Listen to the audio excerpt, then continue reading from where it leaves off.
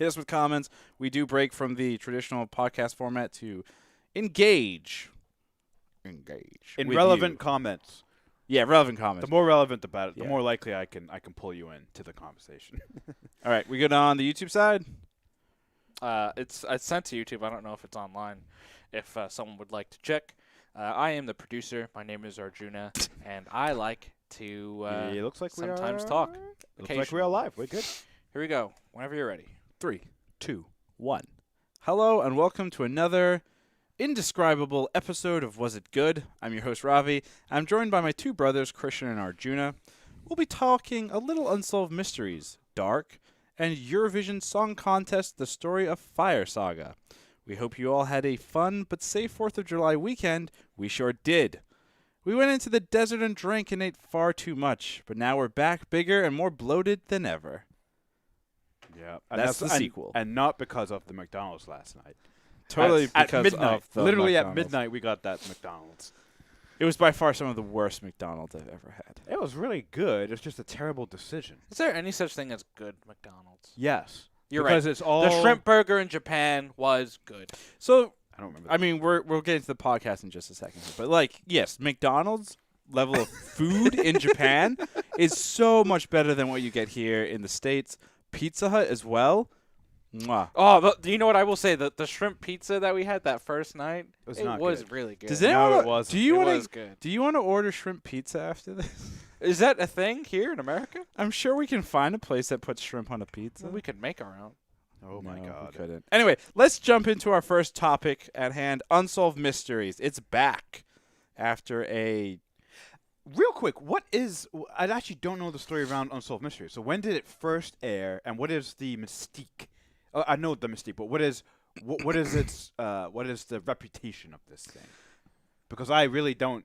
Everyone was like, it came back. And I was like, when did it Sure. come back the first time? Like what? So Unsolved Mysteries has been on and off. I don't know the exact year that it came out. I believe it was the early 90s. Okay. It's basically, it followed alongside America back then in the 90s or late 80s, early 90s was very, very into the whole crime drama, Yeah. mysteries, crimes, etc., etc. This show complements that time period. They picked random cases. When you look at the United States' long history of recorded crimes, etc., there's a lot of unsolved stuff out there. Yeah. So a bunch of people put it out. I forget what network originally premiered it, but they ran a couple seasons. It originally aired on NBC. The first show aired January 20th, 1987. It ran on 10 years on NBC, and then it moved for 2 years onto CBS. Then after a 2-year hiatus, it returned on Lifetime for 2 years. Then it went to Spike from 2008 to 2010 after a 6-year hiatus. And now, 10 years later, it is back on Netflix. Wow. I mean, Yeah. so So it has a rich history. It's older than you. I mean, by a that's, couple and that's months. crazy. I mean, like, yeah. Cool. I had no idea. Now an unsolved mystery is solved. Yes. The unsolved mystery of my brain. Now, Unsolved Mysteries, it's been on Netflix. I think it premiered, last week? July 1st. July 1st it kicked out. So that was Wednesday. Wednesday last week. Yeah. So, yeah, it was there for everybody who was sitting at home going into the July 4th weekend. I think that was probably Netflix's marketing move. You know, people just doing more of nothing. We were definitely out and about. We went out to Joshua Tree for our July 4th weekend, and we ended up watching most of the season. I think I have one episode left. There's one left. Overall, what did you guys think? I mean, Christian, you clearly, you're not too familiar, I'm assuming, Right. with Unsolved Mysteries. So what did you think kind of looking at it? Yeah, and I only got to watch 3 episodes, all of which were very different. So my impression of it seems to be a lot of murder, which makes sense because what's the completion rate or the solve rate of murders? It's like most of them go unsolved. It's somewhere between 0 and 100%. Yeah, somewhere between 0 and 100% of murders go unsolved. Yep. So it makes sense, right, that a lot of them would be murder mysteries. And unfortunately, I've just never been that into the true crime scene. I don't like true crime podcasts. I never watched Making of a Murderer. That stuff, it just doesn't interest me that much. I understand why there is a fascination with it. Like, what does it take? What is the psyche of a person who could carry out these things? And I understand the attraction. I personally have never been I just don't. I don't. To me, it's not interesting.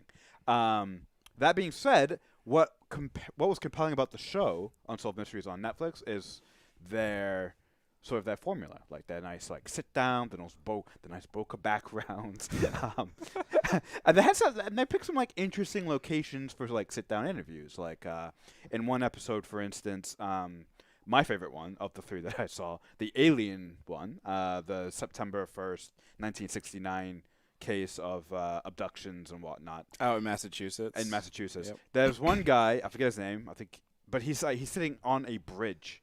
Like a bridge with a roof. Was that they the guy? did the entire interview there. Was that the guy who said his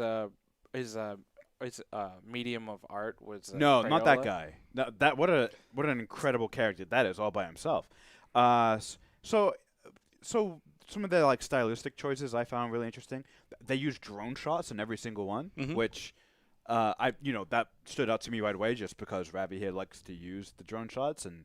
It's apparent. This is the first show I can remember watching and being like, wow, they're using a lot of drone footage in every single episode. I was like, that's kind of cool. I think that's a staple of a lot of true crime Nowadays, documentary right? type. Yeah. Yeah. I mean, it used to be helicopter shots, but who can afford a helicopter these days? Why pay for the Why? insurance, right? It's so much easier to use a drone over a helicopter. You know what they should do? They should launch the drones from the helicopters, They have done that. and then the shot should be the drone getting the helicopter. Right. Yeah. But overall, I think I'm gonna go back and watch all the episodes I didn't, because how they did it was interesting enough to me, and the way they presented their stories, where I was like, oh, that's actually pretty cool. Not so much like the people, but just the way they did it. So I think what's really fascinating to watch Unsolved Mysteries, the newest season on Netflix, which is Netflix prides itself on high production value at low cost somehow. And when you compare like the formula, which is like the cold open, the music, and then like jumping into like a pretty interesting interviews, the reenactments and all that.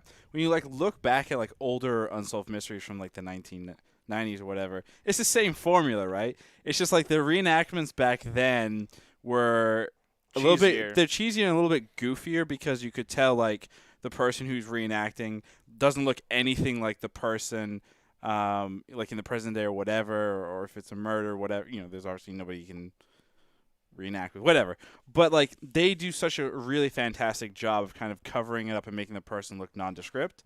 But still, you can see some of the things of like, oh, they had long black hair, or they were bigger, or they liked to wear a yellow jacket and have a red balloon.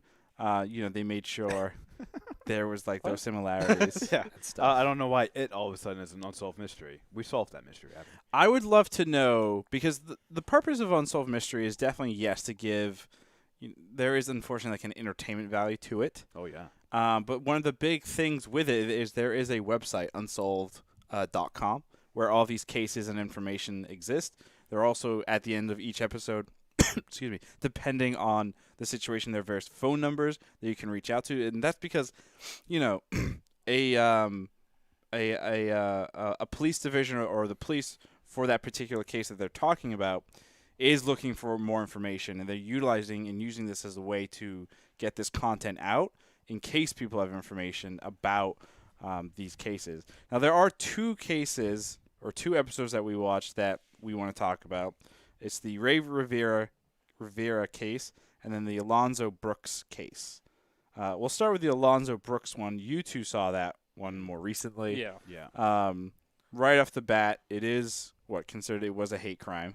It's not officially. I don't think it's officially been declared a hate crime, but there's a lot of compelling evidence that makes it definitely likely that it was a hate crime. It was predominantly in an area of a lot of white people and proclaimed racists in that area as well. The man who unfortunately was murdered was a half black, half Mexican man, and it seems that from accounts from the party that there were racial slurs thrown around. So there's definitely a lot of evidence, and then it is really sketchy how he went missing for so long. The cops did a thorough search, couldn't find him, and then the family, when they went looking within 30 minutes, found his body like open essentially in the creek. It's a fascinating case, and it's probably the saddest episode because, you know, when you watch a lot of these crime dramas, you're always looking for the crazy twists, right? And, you know, like aliens or the Freemasons or whatever, right? And this one's, you know, pretty cut and dry. It's a hate crime, and someone hit it, and a lot of people are staying quiet about it, essentially. There's a lot of people at this party, and It feels covered up, right? yeah, for sure.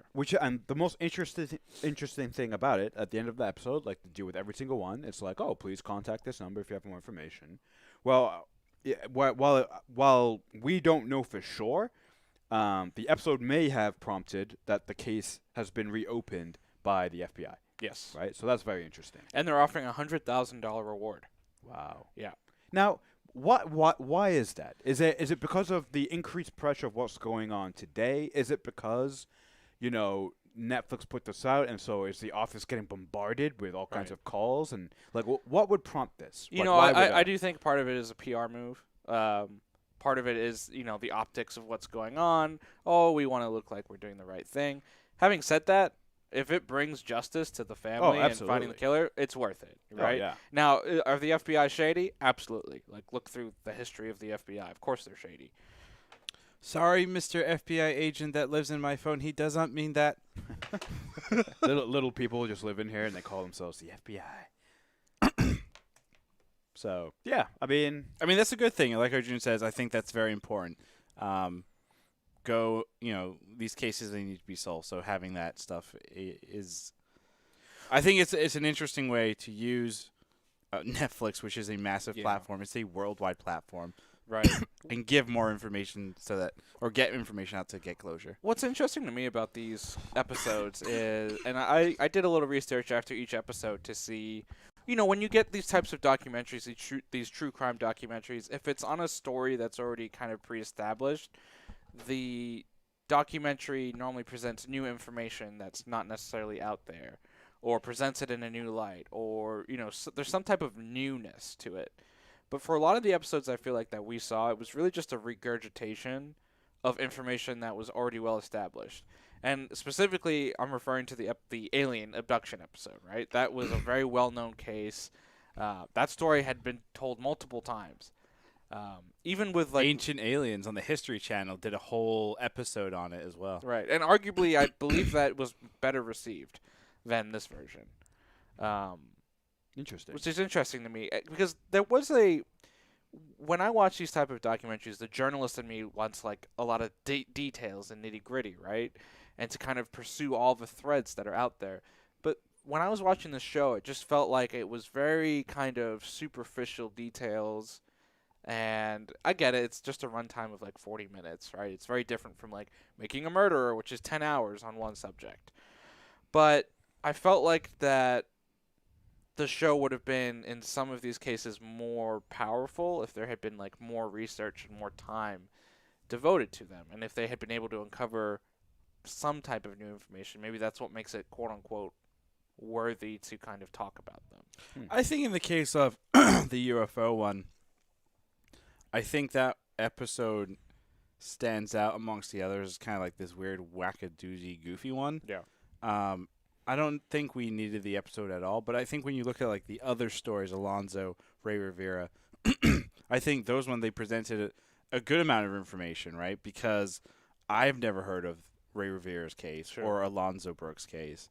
So I don't know if there would have needed to have been more information. Because remember, the point of this is to get as many eyes on it as possible, as opposed to adding more information and then potentially just kind of losing out on another aspect or something. Sure. So. There's just a lot of questions I have. Like in the Ray Rivera one, they talk briefly about his best friend who refuses to be interviewed, who put a gag order on everyone, you know, et cetera, but they don't – they kind of tiptoe around like, well, has he said anything? Is he in contact with any of these people? Like those answers are kind of left dangling like, maybe, maybe not. Like we don't know. But then, and I feel like they didn't do that research. They didn't even try to get outside of like he's the prime suspect in this, right? Like it's his firm that made the call. It is his employees he's put the gag order on, he has refused to speak to the documentary crew and supposedly maybe the police. Did they try to kind of push in that subject view of trying to find out more about him, right? Like, take Making a Murderer, right, where they spent months and years chasing threads of, like, well, this potential person for this case or whatever about this angle of the thing. It felt like they only had a month or two to kind of go in and film the episodes and, like, well, we kind of ran out of time, so Or money. here's what we got. Yeah. Well, I think that works in two ways. Remember, it's 8 episodes, so it's 8 individual stories. They Sure. don't have the resources for like a Making a Murderer. Sure. Like, that's right off the bat. They don't have it. The point of Unsolved Mysteries is to solve as many mysteries as possible. Right. Yeah, it would be nice to get more information, but then I also think at the same time, what it does, it puts the work on the viewer to go and research Ray Rivera's business or his best friend and look into that stuff, because chances are, if you're doing the work to look into this, you yourself may have a connect into this story that you didn't even realize. Right. Or that they can't get themselves. Like, how many Right. times where we want more information and maybe the crew want more information, but, what if the company tells Netflix, like, you can't, for whatever reason, they're just not allowed to pursue certain avenues. Well, because I think bureaucracy. They or work whatever. with Hulu. I think they said it right in, like, they put a lot, like, so we're the Ray Rivera episode, which was potentially where Freemasons were involved. It's about an individual who was found 6 days after he ran out of his household. He looks like he fell off a roof and went straight through metal and concrete, yet there's no blood around the area of impact, and he's all destroyed and all that stuff. But with that particular case, they did put an interesting amount of emphasis to say there is a gag order in effect, right? Which, to me, working with like entertainment lawyers and stuff like that, I'm sure Netflix being involved in this process was like, you have to say as little as possible, and they probably had to run it through 10 different lawyers on the Netflix side to make sure that Netflix, when they put the episode out, they are not bad-mouthing or saying whatever about They can't the get firm. sued for libel Correct. or whatever Yeah. the Yeah. law is. So I think it puts the work on us. Like, if we need to go and do that, and that's kind of what we saw with Making a Murder that took the world by storm. People went and, even though that show gave a lot of information, there's still more information, and people hunted down different aspects. I mean, so much information they did a second season. Unbelievable. Is there a third still coming? There has been rumors, like the new lawyer that was introduced in season 2 for Stephen Avery has been hinting at that they've been filming a season 3, but it might take Longer years. now? Yeah. Yeah. Especially because like both of Stephen and what's the kid's name? Brandon Dassey's cases are both like up in the air and likely never to see the light of day. So it's kind of like barring a Supreme Court trial or a presidential pardon. Okay, so that's never gonna change. But overall, guys, Unsolved Mysteries, Netflix, 2020. That's what I'm gonna call this. It's season 15. Nope. Unsolved Mysteries, Netflix, 2020, season 15. Was it good? I'll go first. Yeah, it was good. The 3 episodes that I watched, they were good. For kind of the same reasons I said at the top is I just like how they presented the stories. The storytelling itself was compelling, and I thought like the 30 to 40 minute runtime was good. And considering the fact that if their goal is to, close cases, then I felt like what they presented us was pretty good. Gina, was it good? I'm for gonna you? go no. I'm gonna say it wasn't good because I think there are better examples of these type of shows out there, and I feel like, for me, for what I want out of these shows, it's not enough information. I understand it's definitely a show that is kind of just to get the information out there, but I've never seen Unsolved Mysteries before this, and I don't think I would really, unless it was like the Ray Rivera one was interesting. I wanted more. I wanted more detail, and so I would rather watch like a 2-hour film about it than like a 40-minute episode about it. I wonder if there is a film already. Yeah, I feel like Or for most of these, another there probably documentary. I It is. think there is a book about it from. Oh, wow. When read I the did book, man. I might. I honestly might. I might pick up the book and read it and read and then into solve it. the case. I want to decipher that note. That is the strangest thing about that whole thing. The note? The note that he left. That's very there's more excerpts of it online, and if you read it, it's strange. It's very strange. But Ravi, was it good? Yes, it was. It was good. And I believe a season 16 was already greenlit. Season 16? Well, yeah, it would be the next season. Jesus. That's how many seasons of this thing has been? 580 episodes. That's a lot of dead people in real life. Yes, sadly. Chuck Norris and Jack Bauer would be proud. Wow. Moving on to another Netflix property. This entire episode is being headlined by Oh my Netflix God. properties. Well, actually, so let's talk about that real quick. Because we can't go to movie theaters, so... Yeah, but there's other networks like Hulu, Peacock is coming, Tell CBS Peacock. All Access, Disney Plus, Yeah, but are they putting out new content? And if they are, Barbecue Chicken. why aren't we looking at it? Wow, Wait, wow. barbecue chicken? Yeah, it's a new streaming platform. You pay it by eating chicken. I'm really hungry. You want Yeah, to same. get Chipotle after this? Oh, I would. No, not Chipotle. So, I'm the only one that watched this series. So, it's going to be a whole lot of me talking I to do me. want to watch this. No, show. I'm gonna ask you qualifying questions. Oh, that works. That works. First of So, all, Dark. Dark is a series that we're talking about. A German written, produced series, limited series, 3 seasons. It finally wrapped up whenever season 3 dropped. I mean, it took me about 2-3 weeks to get through the whole thing. Season 3, by far, one of the most interesting seasons because I didn't. So here's the fun thing. When I started season 3, I didn't realize it was the last season. And how they kind of presented the story, it was very kind of fast-paced and a lot of information was being thrown at you. And once I realized around episode 2 or 3 that it was the last season, I was like, oh, this makes sense as to why all this information is being presented. And being that I've been a fan of the show since season 1, I kind of knew what was going on, and it kind of helped speed up the whole process of getting through this incredible and amazing, science fiction journey, which I'm claiming right here is the greatest television show ever. Wait, so I've got to ask some qualifying To me. questions. Real quick, To me. if you go to the Wikipedia page, there are some fascinating charts that they've made family trees. They have these weird circle graphs. Forget the Wikipedia one. Go to the Netflix Dark's official page. Dear God, there's hidden Easter eggs all over there in terms of I mean, I can spoil. I'm trying to tread lightly in what I can say because you two haven't seen it, Right. and I could just wreck it. Yeah. But I don't want to wreck it. Yeah, because I want to watch it now. So I think what we should do here, this is Yeah. not going to be a full-on spoiler Okay. review, but I'd like to hear Christian's qualifying questions Yeah. as to why I'm claiming Yeah.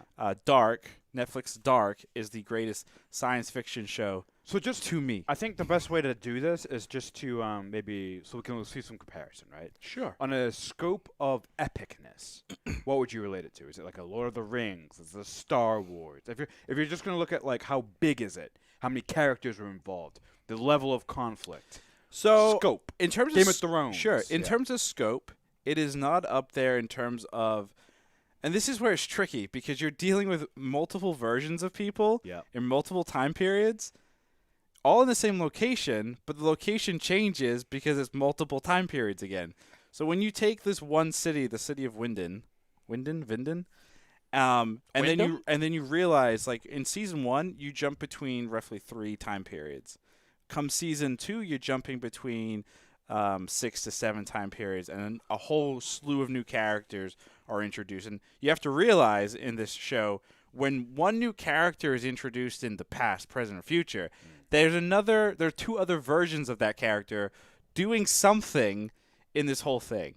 And then when season 3 happens, you're kind of like, oh, now there's fucking parallel worlds. So take everything that you learned in season 1 and 2 and double it. Yeah. So in terms of the amount of characters that there are, and then the location, the scope is pretty big, but I wouldn't compare it to a Star Wars scope where it's epic big space war film, right? Right. It's bigger. It's of that same scope because each character, you have to understand their desires, their wants, who they are, but then you have to learn it multiple times. Now, Dark did a nice thing where it's for every character, for the most part, there's 3 versions.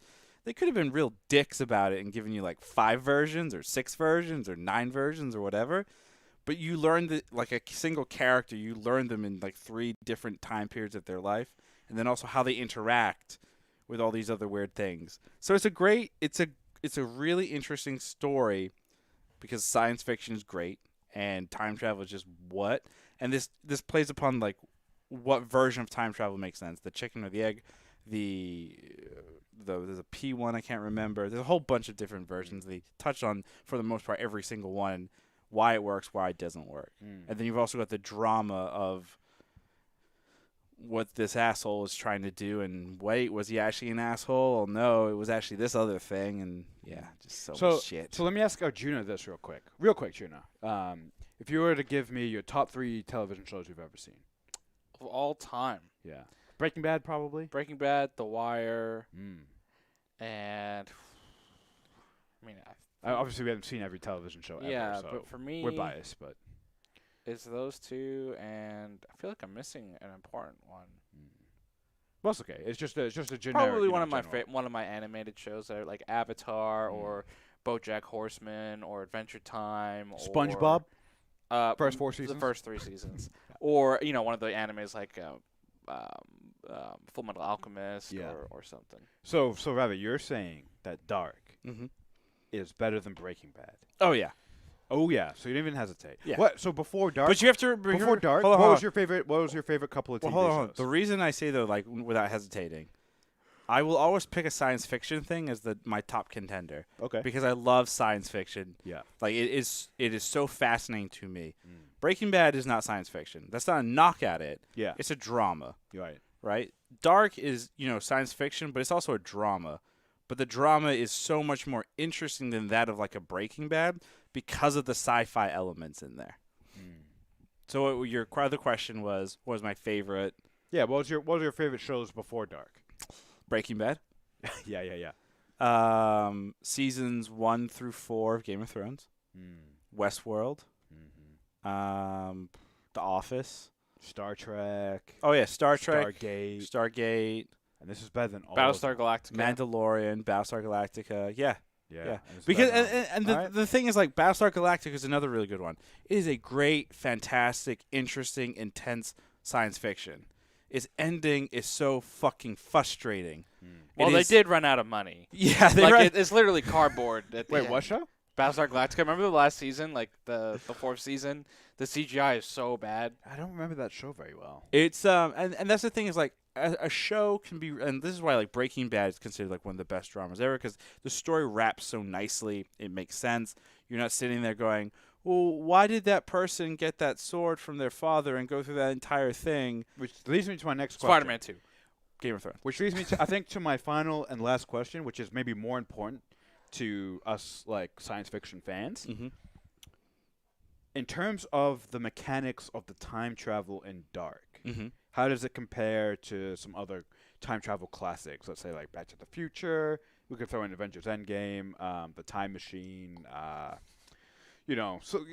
like that. In terms of the mechanics, did you like them? Is it the best you've ever seen? And that, lend to the credence of that? Like, talk to us a little bit about the mechanics without ruining it, if that's possible. It is the most, this is going to sound hilarious. In terms of my own understanding of general concepts of physics and then time travel, and then more recently, like I think in the last 20 years or so, the idea and concept of multiple dimensions and how all that fun stuff works, this makes a lot of sense.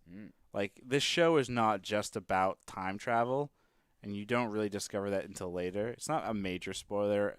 But you understand how one thing is possible because of this other thing, and it's very simple. It makes sense, and it kind of helps connect everything together. There's a little bit of the whimsical, and when I say a little bit, I'm talking a 30-second shot in the last episode in the last 5 minutes where it's a little bit whimsical or whatever. But even that and how they present it and how they discuss, you could still look at it and be like, yeah, that actually makes sense based upon all the other mechanics and all the other information that you've presented. Cool.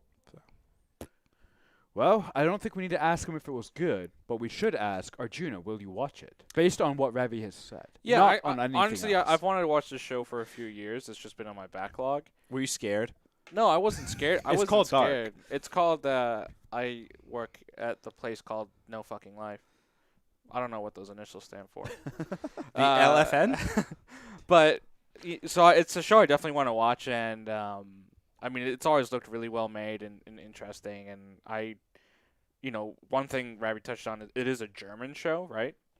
And I've always really appreciated foreign cinema, like it just in terms of the way they tell stories, the way they shoot stuff. Like, what was that show we watched a few months ago? The interrogation one, where it was made in 4 different countries. Oh, yeah, it's another Netflix one. I forget what that was This called. episode, by the way, was not sponsored by Netflix. But it might as well have been. Come hire us, Netflix. We'll be your professional reviewers. But that I really like that show because you saw the 4 different styles of cinema across 4 different countries with different actors as well.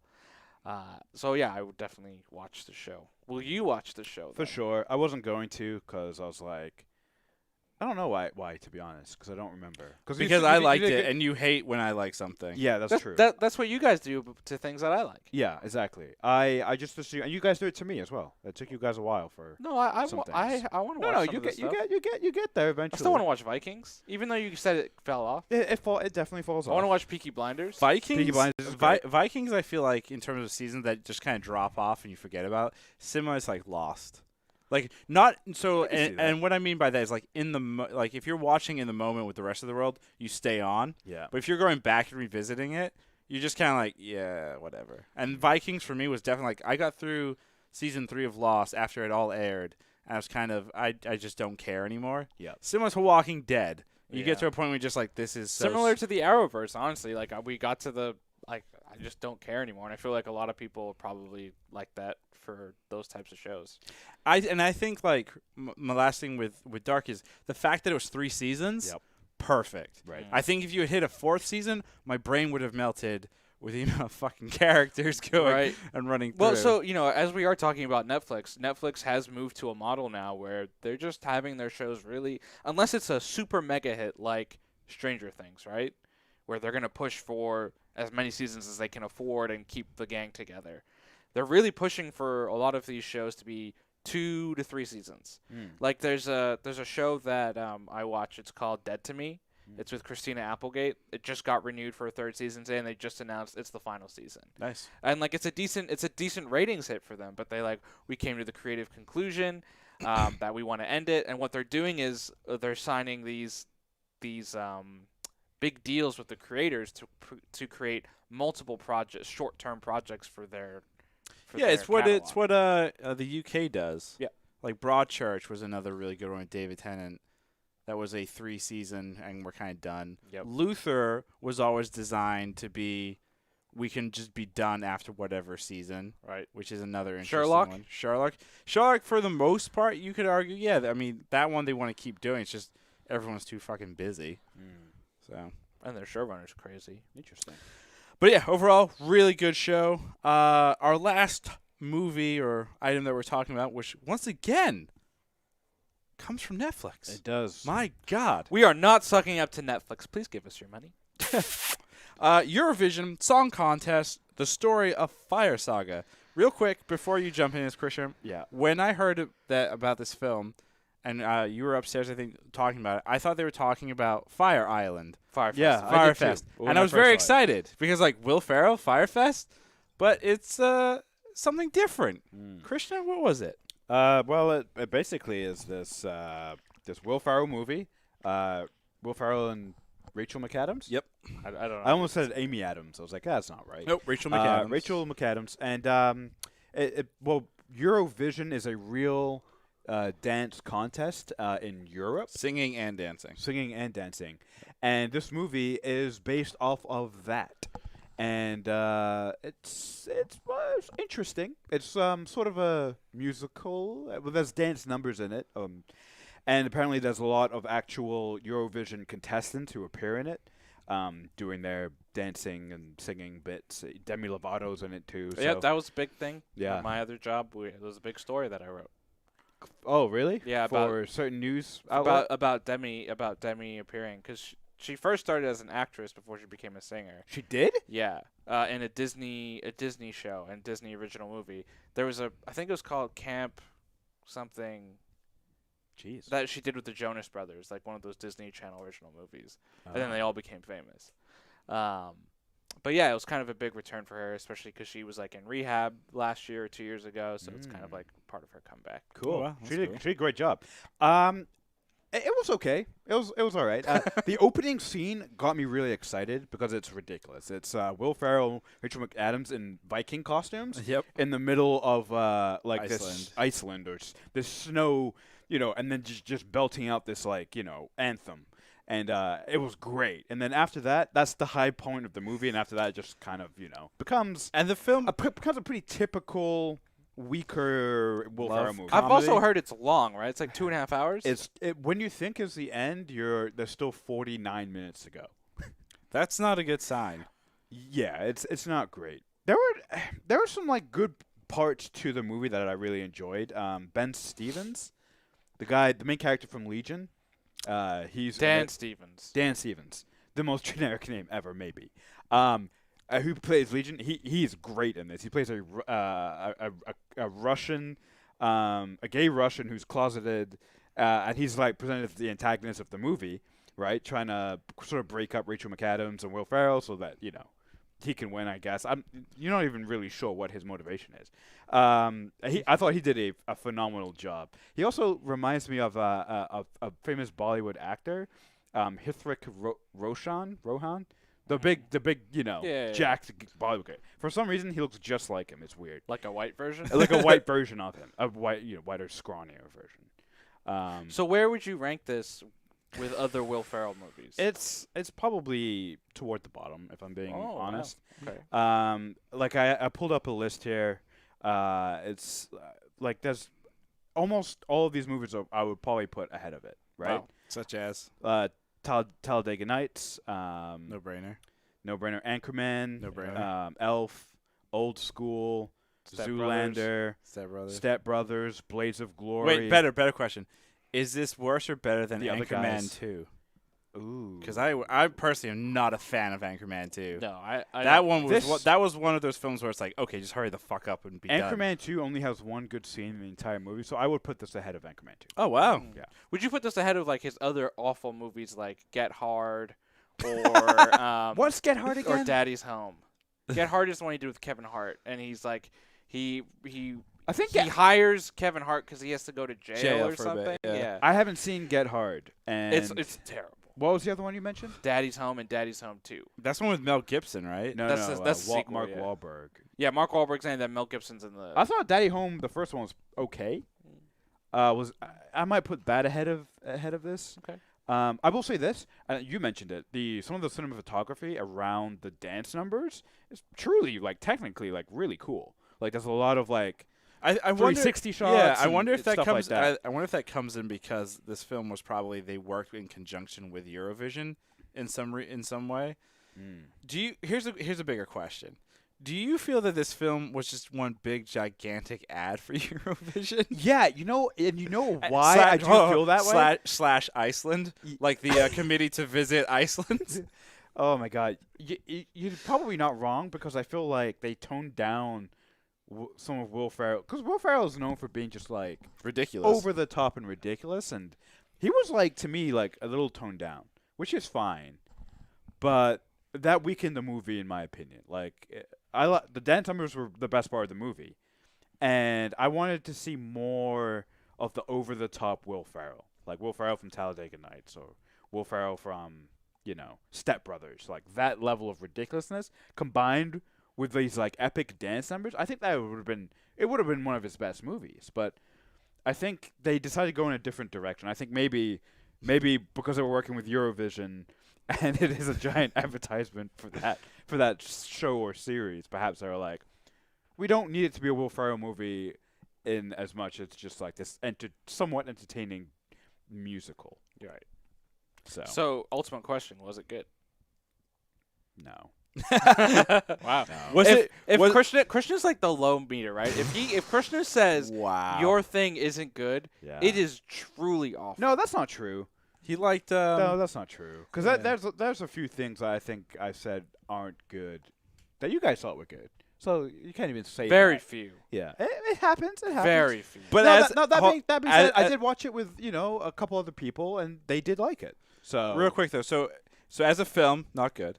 yeah. As an ad for Eurovision in Iceland, will you be tuning into the next Eurovision contest? And do you have more of an interest to visit Iceland? Visit Iceland, yes. Because they did pull in these parts so that a lot of the population of Iceland still believes in elves, Oh, that's right. and they have like little like houses set up, and apparently those are all over Iceland. I learned that from the some people I was watching it with, and so for that aspect, and also the I believe it was shot on location. Don't quote me on that. I might be wrong. I think some of it was, yeah. At least some of it was. So based on some of that geography that they show, it's a beautiful country. So I'd love to go and experience some of that. I will not be checking out Eurovision because I do not like those kind of shows. I've never watched like American Idol, for instance. I have no interest in it, so I'm not a good person to ask that.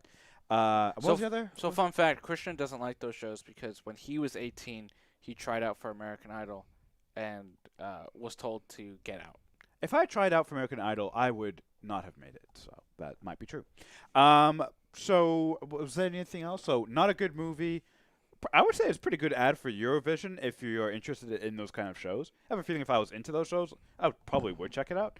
And for Iceland, yeah, I would definitely want to visit because Nice. of the movie. There it is.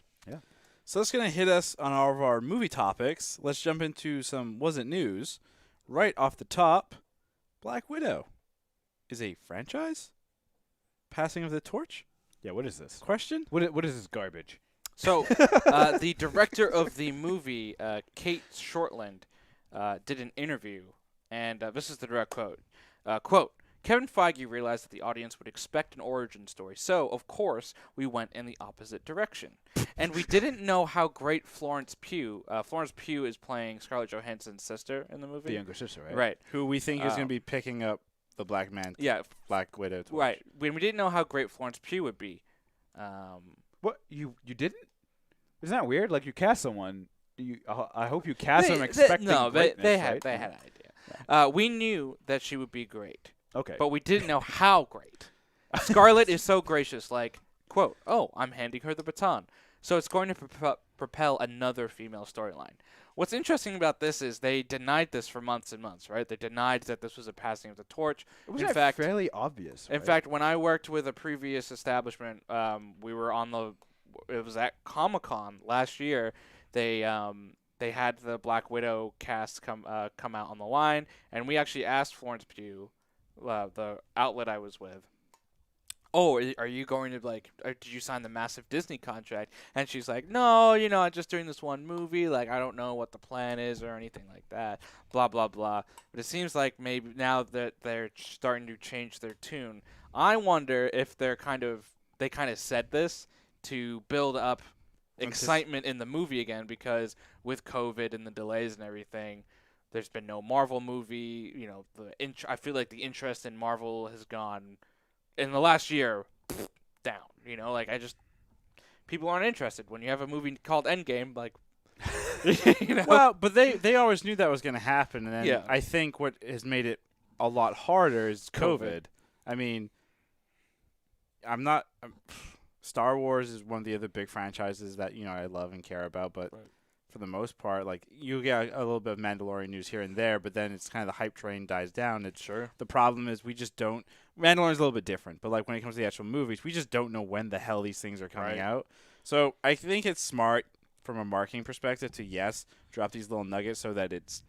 This is a big nugget, though, because I feel like they were trying to save that for the movie, right? That this was kind of passing of the torch. So to outwardly say it is an interesting choice to me. I wonder if they're worried that with everything happening with COVID, this might be the first MCU movie that has to be directly released to VOD, because they don't want to keep just delaying it into end of 2021 and then 2020, or end of 2020 and into 2021 and so on. So this would be the first Marvel film that has a female lead, correct? Correct. And then COVID happened. Yes. I'm not saying the mask conspired. Cause no, that's fucked up. Yeah, so that's interesting stuff. Let's move on before anyone picks up on what the fuck I just said. J.J. Abrams working on a Constantine movie. Two things that come to mind. Number one. Lens flares. Well, it works for Constantine. He goes to hell all the time, so that works. But, J.J. Abrams, I think everyone, for the most part of this table is kind of like, meh. But more importantly, Oh, I'm not Mo. I'm anti-JJ. more importantly, do we need a Constantine movie? Like, the Keanu Reeves one, I thought was fucking fantastic, and I would love to see more of that. I just don't know if we need a whole new one. They also have actually a pretty good live-action TV version of Constantine. Yeah. In the Arrowverse shows. He does a really good job, and I just don't know if Constantine really works in a movie setting. But sure, JJ, go ahead, ruin another franchise. I mean, I agree. I'm like JJ, but don't give two shits about. Honestly, don't give really two shits about Constantine. So this is, to me, the most worthless news we've ever had on the show. Speeding through, Wal-Mart. Walmart considered at one point one of the greatest evil retail fronts in America. What do you mean once? Is now doing an interesting thing to save part of their business. As we know, a lot of people are not going out and shopping due to COVID and the economy and so forth. In light of that, people also aren't going to movie theaters. So what Walmart is looking to do is they're going to convert about 160 parking lots into outdoor movie theaters. So the rise of the drive-in movie theater is back. It's about to take a dramatic increase, and that's the first business that's announced it on a major scale. I'm sure there are going to be actual movie theaters that are going to try this too. Oh, what do we think of that? Because even think back to New Hampshire, right? Think about the massive parking lots that movie theaters have. Like you can, especially maybe not in cities, but in a lot of rural America, it's easy business. Calling it right now if the NBA and NFL season don't happen. More specifically, actually, the MLB season too. They're going to take the stadiums and convert them into drive-ins. So league stadiums are now going to become the new movie distribution model. It's already happening. The Rose Bowl is doing a summer drive-in movie series. Oh wow! And they're showing a lot of classics. I think in 2 weeks they're actually showing Inside Man. At the Rose Bowl. So it's already starting to happen, and it's going. You're right. It's going to the owners are going to freak out, and they're just going to be like, "How do we get people into these Make stadiums some money any way that we possibly?" They all have. They don't need them in the stadium. They want them in the near. parking They lots, just need them in the parking lot. They just need to make some money. They just need money. God damn it! Yeah, I know, Gina. You said that you've been to a few. Mother of Pickle just commented. Went to a drive-in the other night. It was full, really full. Yeah, they're really and. We went to a drive-in that was showing crappy Amazon straight to VOD movies. Yeah. Can you imagine if they did Black Widow? It was full. What if they did Black Widow in drive-in theaters? Would you go see it? No. I probably I would. I would. I'd be like, how oh, much? that's cool. How much? Or I guess how much do we pay? Okay, first of all, as of right now, before stadiums, WalMarts convert things. Yeah. What's the closest drive-in to us in the Los Angeles County area? That's open right now? Yeah. The Vineland one, I believe. And what's that drive? It's about 45 minutes. Each way? Yeah. Okay, and how much is it to watch this? $10 for a car. Yeah. So $10 for a car. Yeah. It's actually pretty good. Yeah. Also, Plus, you can hold on. You can bring your own food and drink. Yes. Also, And they also have a snack bar. So if you do get hungry and you want, they have bathrooms. It's an easy way to social distance. It's one of the only potential safe ways to go out and socialize. And then how do they fill occupancy? Is it just a first come first serve, or you buy your ticket prior? You right? can buy your ticket prior, or you go, you get it, and then you find a spot.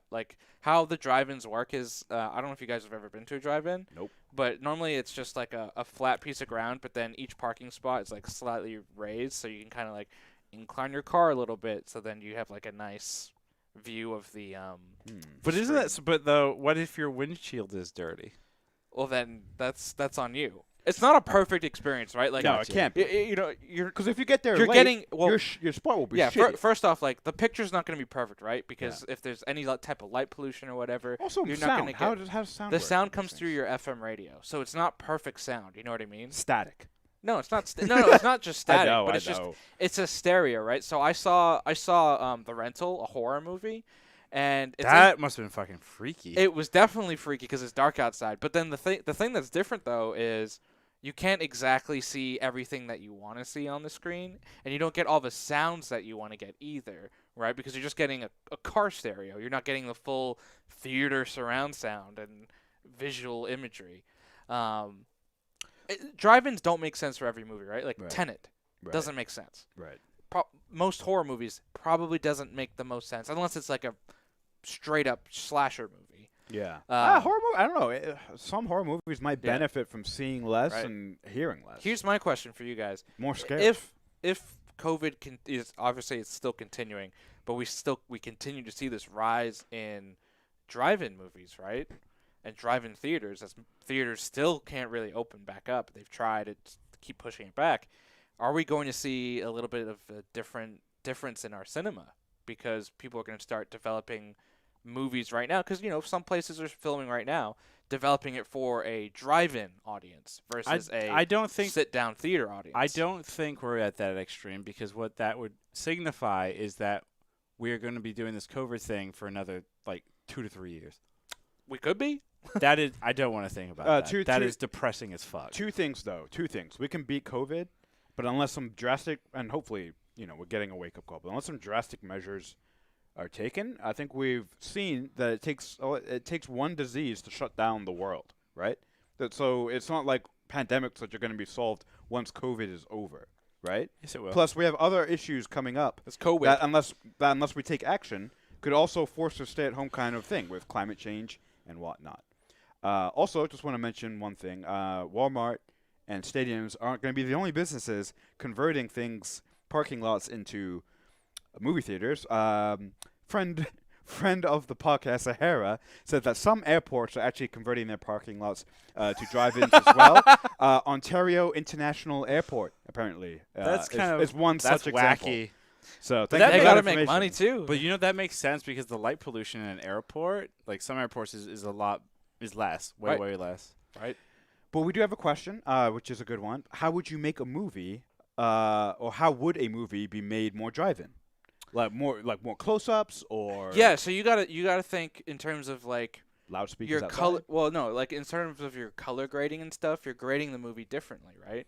Because when you do your cinematography and your color grading on a theatrical movie, you're thinking that perfect black box, Right. no type of light coming in. Now all of a sudden you have to think back to like, oh, it's not ideal conditions anymore. How do we kind of shoot it? How do we kind of grade it differently so it's a better visual on a projector that is hundreds of feet away outside, and then you're watching it hundreds of feet away through a potentially dirty and front screen. and Yeah. your neighbor has left their lights Yeah. on and is shining a light Right. right into You know what I could see happening. I don't think it's you changed your style and all that particularly. I think all you're doing is you're just saying to the colorist you're out of a job. Because why would you spend the money to color grade something Yeah. if it's gonna look like shit? Because then all you're relying on is not you're taking away color science that does evoke emotion, all that crap. Right.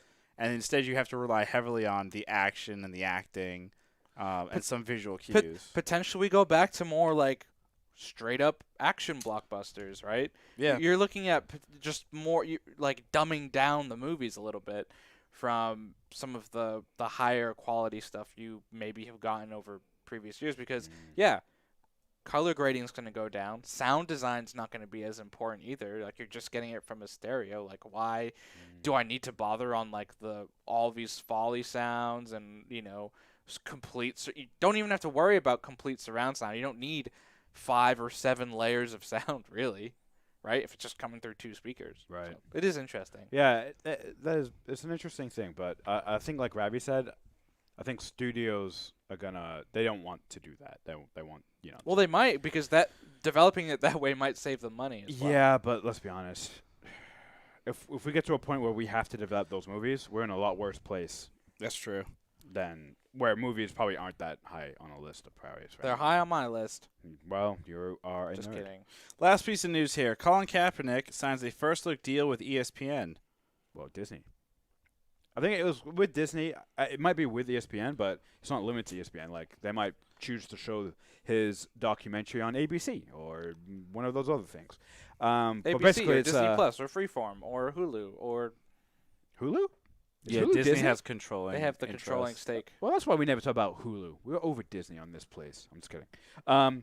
So basically, it's a documentary that is being produced by Colin Kaepernick's production team, RA something Media something, and it's going to be chronicling the last 5 years of Colin Kaepernick's life, including the final season of his final season in for the San Francisco 49ers. so far.